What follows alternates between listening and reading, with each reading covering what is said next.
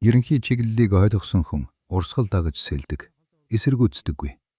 Өнөөдөр тренд гэж юу болох, түүнийг хэрхэн таних, яаж ашиглахыг энгийнээр тайлбарлая. Сайн уу? Би AMB трейдер.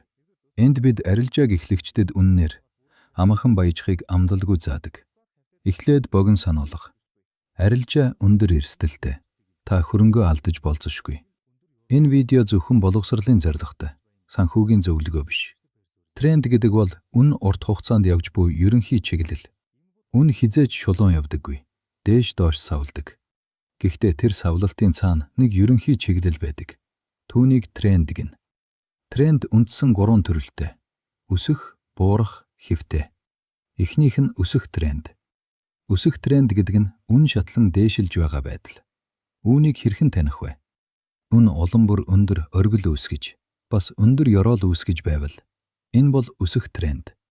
Өөрөөр хэлбэл, унах болгондоо өмнөхөөсөө дээгүүр зогсоод дахин шинэ дээд цэг рүү гарч байна гэсэн үг. Энэ үед бухнууд буюу худалдан авагчид зах зээлийг хянаж байна. Хоёр дахь нь буурах тренд. Энэ бол эсрэгээр үн шатлан буурч байгаа байдал. Үн улам бүр нам оргил, нам ёроол үүсгэж байвал тэр бол буурах тренд. Энэ үед баавгаанууд буюу худалдагчид давмгайлж байна. Буурах зах зээл дээр дээш татах гэж зүтгэх нь урсгал сөрж сэлэхтэй адил хэцүү. Гурав дахь нь хэвтээ тренд буюу тогтворгүй зах зээл. Энэ үед үн тодорхой чиглэлгүй. Нэг мужид дээш доош хэлбэлцэн. Дээд талд эсэргүүцэл, доод талд дэмжлэг үүсгээд тэр хоёрын хооронд яваад байдаг.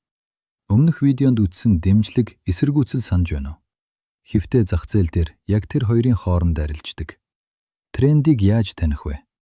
Хамгийн энгийн арга нь графикийн оргилууд болон ёроолуудыг харах. Дараа нь трендийн шугам татаж болно. Өсөх трендэд үн ёроолуудыг доороос нь холбосон надуу шугам татна. Тэр шугам нь дэмжлэг шиг ажилдаг. Буурах трендэд оргилуудыг холбоно. Энэ шугам чиглэлийг чинь нүдэнд тодорхой болгодог. Одоо хамгийн чухал зарчим. Тренд бол найз. Энэ нь юу гэсэн үг вэ? Чи зах зээлийн чиглэлийг дагаж арилжих ёстой. Эсрэг нь биш. Өсөх трендэд худалдан авах боломжийг хайх нь логиктой. Буурах трендэд харин худалдах боломжийг хайна. Тренд сүрж арилжих нь магадлалыг чинь өөрийнхөө эсрэг болгодог. Артны хувьд тренд ихэвчлэн хүчтэй байдаг. Ялангуяа том мэдээний дараа.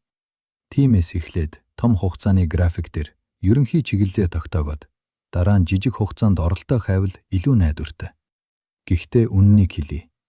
Тренд мөнхөд үргэлжлэхгүй. Эрт орой хизээ нэгэн цагт өөрчлөгддөг. Тиймээс энэ тренд заавал үргэлжилнэ гэж бүү бат идэг. Үргэлж стоп лосстой яв. Бас чиглэлгүй хэвтээ зах зээл дээр хүчээр арилжаа хийх гэж бүү яар. Заримдаа хүлээх нь хамгийн зөв шийдэл байдаг. Богино дүгнэе. Тренд бол үнийн ерөнхий чиглэл. Өсөх тренд бол өндөр оргил, өндөр ёроол. Буурах тренд бол нам оргил, нам ёроол. Хэвтээ бол чиглэлгүй муж. Хамгийн гол нь трендтэй дагаж арилж бүү эсэргүүц. Энэ видео тустай байсан бол лайк дараад сувагт бүртгүүлээрэй. Дараагийн видеонд ордер блок гэж юу болохыг үзнэ. Эрсдлээ ойлгож яваарай. Баяртай.